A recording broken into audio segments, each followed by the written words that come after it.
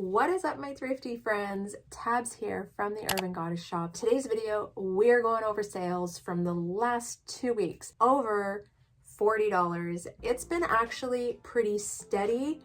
Thank goodness I am cross-listing because those other platforms kind of saved the day on the sales. Yeah, we're gonna kind of chat about what's been going on, what I've been doing differently, and why I think my sales are just slow right now. Okay, let's just jump right into this. Don't want to waste your time. Time is valuable. First item is a vintage wool blend curling sweater. I picked this up because I just thought it was so unique. It was so cute. It has like two kind of characters curling, very Canadian sport, and it sold for $50. This was in a size medium and it was like a little bit oversized. So I think that's why I made sure to style tag it with curling, vintage, and wool, hoping that I would kind of attract the right buyer in. Fantastic first sale. Next up is a Lululemon What the Fluff down-filled jacket. This sold for $96 and it was a size 6. I was hoping that I was going to get more money for this item. The retail value of it was $248. I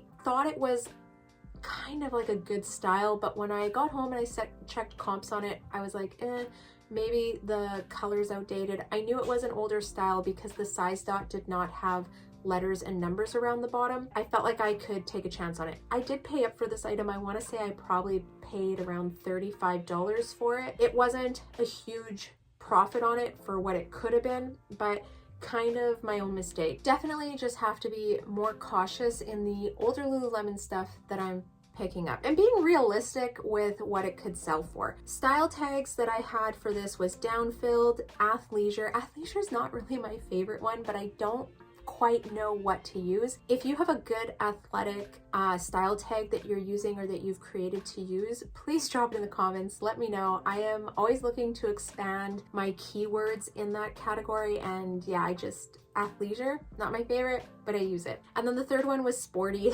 I thought this was really sporty. It was a good running jacket. I felt like it was applicable. Next up is an Aritzia Wilfred wrap front gray wool cashmere skirt. This sold for $52. It was literally listed for a couple hours. It was such a quick sale. No surprise there. Neutral tone, wool cashmere blend, ballet wrap front style. Style tags that I used for this one was academia, cashmere, and neutral. And I really should have actually used ballet core, but this particular one, I thought I did actually, but I didn't. Something that I've been working on is learning the subcategories for skirts. I used to get really like overwhelmed looking at them and like, what's A-line, what's full, what, like, yeah, the other ones are like full length, but some of the other ones I wasn't quite sure. So I've been kind of getting better at learning how to properly subcategorize skirts. Next up was another really cool find. I love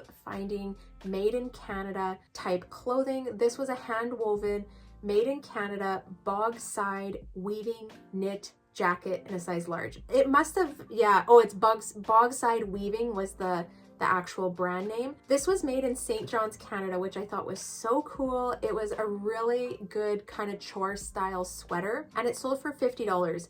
Not gonna lie, I thought that this was gonna sell for more money. She did send an offer and I just accepted it because I'm trying to keep inventory moving right now, as I've noticed sales are just like a little bit down from what I was anticipating for November. Style tags that I used for this sweater were log and look, because I feel like that's still a trend or keyword that people are looking for. Wool, and then I also tagged coastal. Coastal is one of my favorites. Anything that I think is like fishery related, East Coast, West Coast, I'm gonna tag coastal in. And I think it actually could fall into coastal grandma if it was worn with like neutral, like a neutral top and a cream colored pair of pants. Like it's very, yeah, kind of has that vibe happening. And here's our first pair of Levi's. You guys know I love selling Levi's.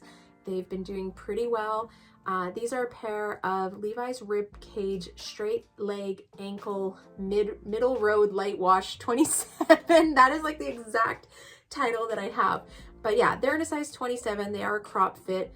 They sold for $55. This specific style actually retails for $170 on Revolve. This was a good deal. And it's the reason being is that it's a 79% cotton and 21% lyocell. Really, really nice jeans. This would have been a steal of a deal for them. I knew that I wasn't gonna get $100 for them. Like realistically, people just aren't putting that value into Levi's jeans. Style tags that I used for this were straight leg, 90s, and I put Revolve. I don't always, but if I know something sold on Revolve and was like maybe like that better quality, I've been trying to tag them a little bit more into it. And because this was a Revolve one, I put it in there. I don't know if it helps with the sale. I do think people are looking for Revolve items. Next up is a Lululemon Radiant long sleeve heathered gray top, and this sold for $45. I took a gamble on this piece, wasn't sure if it would sell. When I got it home, I actually thought it was more current than it was, but it was like a 2016 piece, which is quite a bit dated, more dated than what I would like to be selling or carrying in my closet. Style tags that I put on this were wrap, ballet core, and ballet, because that's really where this fell. I think that those style tags had an impact on how quickly this item sold. This item sold within a day or two, and I feel like those style tags probably helped it sell because it's not like a coveted style, it's not a newer item, and that's really all I can correlate to the sale just happening so quick. And it sold within a day or 2 days max. Next up is a pair of Lululemon black studio pants. These were in a size 12. They sold for $52. I've had some good luck with these studio pants. They've been selling. I feel like I'm selling one pair every other week.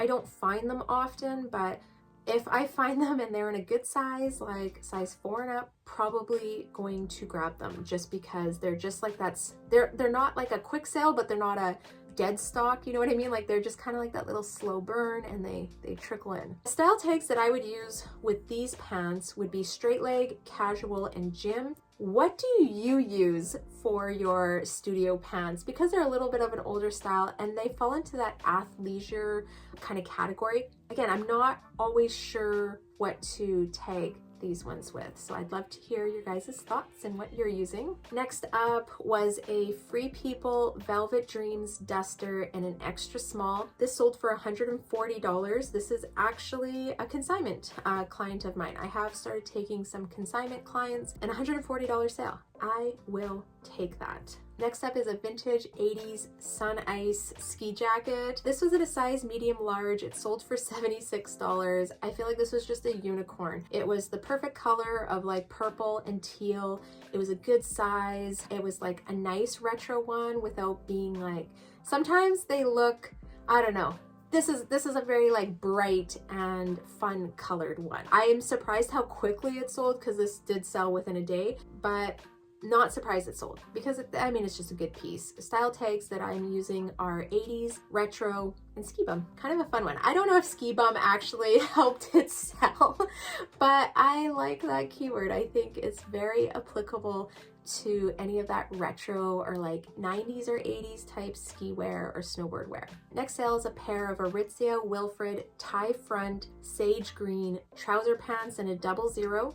These ones sold for $68. I love Wilfred trouser pants. Babaton, Wilfred, I will pay up for these because they're selling for a good value. I have seen a couple sales recently where the pants are selling for over $60, sometimes over $75, and that to me is a good profit range. Even if I pay $20 for the pants, that is a good profit. And I feel like they're almost a guaranteed. I do have a couple pair that are sitting in my closet right now, but I feel pretty confident that they're gonna sell in the next couple of months. And I think a lot of people are just starting to transition into their fall winter clothes because it's been so nice across the country and across North America. It's just going to be a little bit slower transition. And now it's like freezing cold here. This is what it is in Fahrenheit if you're down into the States. It is bloody cold. It is minus 25 degrees Celsius today in Saskatoon, which I think is just crazy for the middle of November. Hoping that this passes and the weather kind of evens out a bit.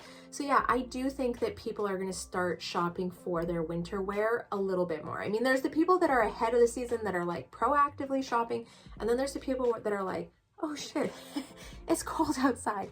I need new sweaters, I need new pants, and they're gonna start buying those. Next up is an Aritzia Wilfred Montpellier merino wool red turtleneck sweater.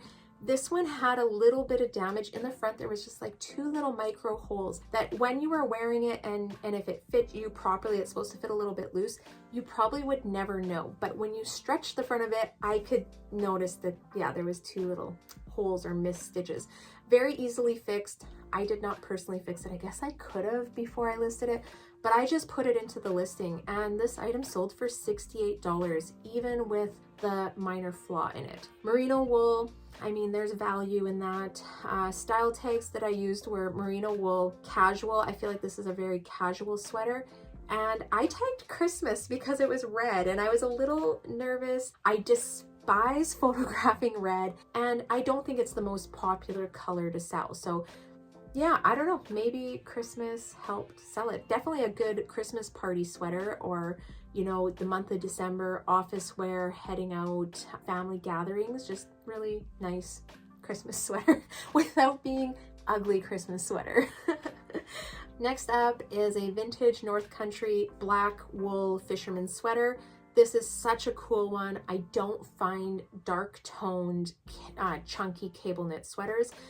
This sold for $50. Pretty quick flip. It was within a day or two.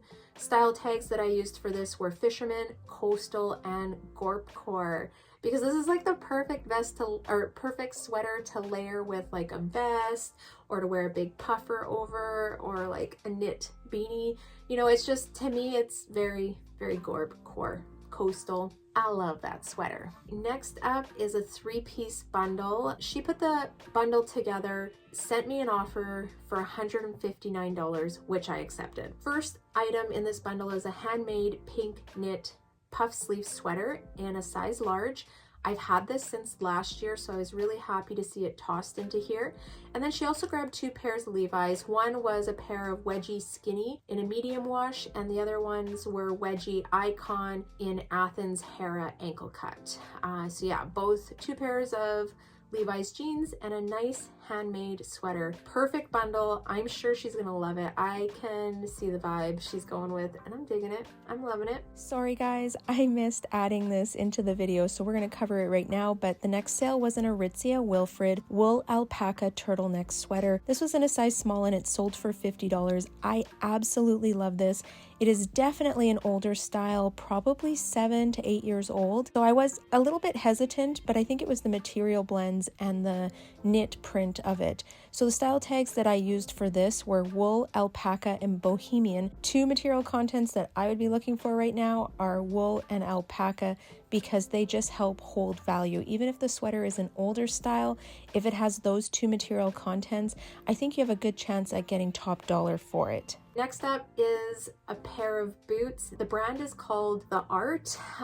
Comps are a little bit all over the place. I feel like I used to put a lot more value into this brand, you know, 2 years ago when I first started reselling. The comps have really started to drop on it. I'm not really sure, but they are an expensive brand to buy brand new. And these were a pair of heeled leather boots in a size 10. And they sold for $48. I did have them listed higher, but like honestly, 2 years ago, I would probably expect, you know, $70 would be the selling price. Yeah, it's just not there. Very selective in what I pick up. And I find my local thrift stores have been pricing them up ridiculously, like $20, $25. There's items that they're pricing up to $20, $25 that the resale is only like $25, $30, maybe $35. So you definitely have to be really selective, I think, when you're picking up that brand. Next is another pair of Levi's. So I think this is like the 4th pair that I've sold. It's a pair of Levi's wedgie icon fit tapered jeans. They were in a size 29. They sold for $59. That was a great sale. I'm kind of seeing an increase in my ASP for my Levi's jeans. They were dropping there for a little bit, where they were, you know, $48 to $55, and then I was questioning whether I should still be sourcing them because it wasn't really meeting my profit range for what I picked them up for. but that value is like slowly creeping up again. So fingers crossed it stays high. I'm liking it. I'm here for the higher ASP. Next up is a two-piece bundle. This one sold for $125. First item is a vintage grandpa v-neck burgundy sweater in a size large. I had just listed this a couple days before. And then also an Eddie Bauer Stratus Light down-filled mock neck pullover jacket, I guess. And I had that one listed for $145. It is still a very current style. It's being sold on Eddie Bauer. It is in the sales section, but it's still a fantastic jacket in a size medium. This bundle, I think, had some good value, obviously placing most of the value onto the jacket, but happy to see one of my grandpa knit sweaters fall into there. And one of my favorite colors. I love picking up burgundy chunky knit or grandpa knit sweaters. Next sale was a surprising one because I've had these boots for a long time and I felt like they would sell a lot quicker. So I've probably had these boots for a year. They're a pair of Clark's tall black leather chunky heel boots in a size 7.5. They did sell for $108, which I'm kind of blown away about, but I think it's like that season. This is the season that if you have tall leather boots, you need to get them listed. People are buying them and they're paying top dollar because the alternative is going to the mall and paying like $250 for these boots. So I think if you have them, you got to get them listed. This is the window where people are trying to find them for, you know, early winter. I just can't believe what they sold for. I even forgot I had these boots, to be honest. Okay, moving along. Next is a Lululemon purple scuba hoodie. This sold for $47. I thought I was gonna get more money for that. Scuba seems to be having a comeback on Lululemon a little bit. They've kind of revamped it. It's a little bit of a different style. It does seem like a trend that's kind of coming back. I think I was hoping for over 60, but that was probably just being really ambitious. All right, that wraps up the sales for Poshmark. We're gonna go over a couple of eBay sales and then I have a couple of Etsy sales as well. First on eBay is a pair of Melina faux leather black straight leg pants. These are in a size 12 and they sold for $99.99. Now this sale was actually like late September, but I think I forgot to put it on a what sold video, so that's why I popped it in here. Melina, I don't know, I feel like the value's all over the place right now. The next sale on eBay was a pair of Lululemon Align crop leggings. These were in a size 4. I actually had to cancel this sale. I sold these over a year ago. I wanted to include them in here because this is kind of where the value is on the Lulu Align leggings for eBay. Sad I had to cancel the sale, but I wanted to include it in here to let you guys know what they're selling for. Next sale is a first for me. This is the first time, I guess this is like the bubble's been popped. This is the first time someone has made a purchase and not paid for it. I shared this on Instagram that I had a vintage Cowichan heavy knit wool cardigan sweater and it had sold for $75. The buyer did not pay for it and I was kind of disappointed because they actually have purchased like 30 items off of eBay, so it's not like they were unfamiliar with the process. I tried to reach out to them twice and they did not respond. Item is now relisted, but yeah, just feeling, they have purchased 88. No, they've sold 88 items. That's what it is. They've received 88 stars. They know what they're doing. So yeah, I'm disappointed in this, definitely, but it is what it is. I know this is the nature of the game on eBay. Doesn't mean it doesn't sting a little. I don't know. Guess I'm in the club now.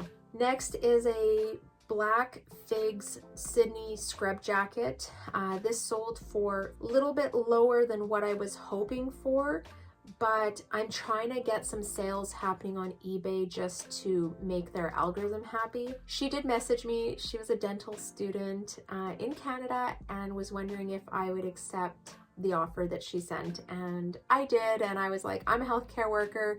I can't imagine, you know, how hard it is to be a student right now going to university, so I hope she gets some good use out of it and looks stylish from one healthcare worker to the next. All right, let's jump into Etsy. I had 2 Etsy sales. First is a vintage Jessica wool blend brown pullover knit sweater. This sold for $50. Great knit sweater, great vintage piece. I love it. These are the type of sales I like to make over on Etsy. The second sale was a vintage Susan Bristol wool embroidered vest, and this was in a size small. It sold for $60 plus shipping. The buyer for the Susan Bristol vest actually reached out to me and had a few questions. To be honest, I did not feel like getting off my couch that night. It was after work and it was after a 12-hour shift, and I was just like pooped out. But I went up, answered her questions, came back down. She asked me one more question, which I had to go up and verify, because she had asked, she's like, I just want to make sure that the zipper works good. And if someone's gonna like directly ask that question, I need to check it and make sure. So I ran back upstairs, pulled out the item, checked the zipper, everything was good. And I'm happy with that because she ended up buying it, and I'm just waiting for her to receive it and let me know what she thinks. But the item is like honestly next to new, so I have no concerns.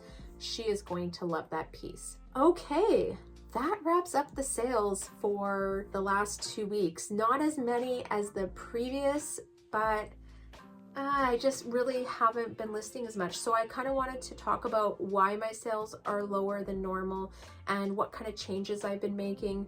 So I'm gonna say sales are lower just because I haven't listed anything new in a week and a half. Life has just been busy. My family life has been busy. I have only been home to work on my business 2 days out of the last 14, and I'm about to leave and be gone for another 5. So it's really difficult. I've been trying to just give myself grace and not put too much stress on it. I think what I've been doing to kind of counteract not being able to list new items is cross-listing. So I have made it my priority to cross-list my handmade vintage pieces over to Etsy, and then just kind of like plugging away, putting items onto eBay, starting to bring sales. So even though I can't list new things, I mean, a couple things that I do in my business, well, I will relist items in Poshmark. I don't just relist all the items that are old. I tend to, when I do relisting, it's like specific. So something I used to do, and I think I should try doing it again, is I used to relist into the party. So if they were having a jeans party, say 7 o'clock tonight, I would relist old jeans after 7 o'clock, so they would show up as new listings. They would pop into the Posh party or whatever, and I was having success. Like it was something that I used to do, but somewhere along the line I've fallen off doing that. The other thing I'll do is just like list things that I think are seasonally applicable. I usually will not relist tank tops and summer dresses in the middle of winter. I'll wait till spring and then relist them then. I know there's people that do that, but it's just not what I do. So I'm not saying it's right, it's wrong. You can really do whatever you want, but I think relisting is important to do, especially when you cannot list new items. And for that, I use Prime Lister. It's like so easy to relist, and a lot of times I'll actually select 10 or 15 items, and then I'll go to bed and I just leave my laptop open and it will relist those items in the morning. I refresh the screen, close that, close up Prime Lister, and then my automation can just run during the day. But yeah, it's definitely been a game changer for me, and it takes that pressure off.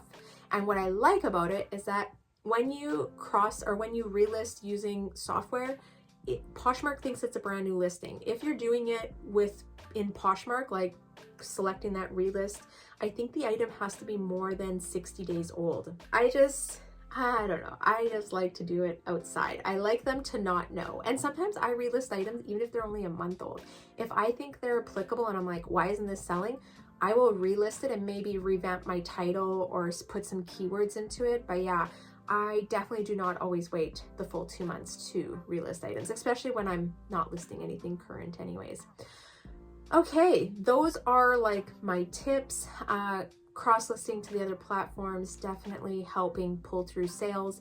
The other thing I wanted to add is I love Etsy sales. Etsy sales are like 99% of the time full price sales. The odd time I've had someone reach out to me and ask if I would be willing to drop the price by $10, but it's never unreasonable. I will say that. The buyers on Etsy are never like, a $60 item, can you drop it down to 30? They just don't ask that. They'll be like, oh, do you think you could do 50 for that item? And I'd be really interested. That's the type of bartering, and it's like 1 in 25. it's so rare. So I love platforms where I'm getting full price sales, no one's bartering, and everyone is happy. Okay, question that I have for you guys is, what platforms do you currently list on, and what platforms would you like to expand to? I want to know where everyone is selling.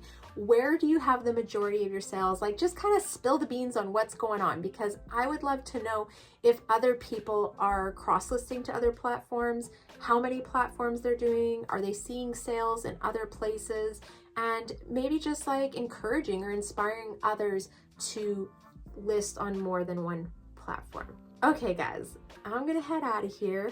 I am wishing you all many sales, and I will see you next time. Bye.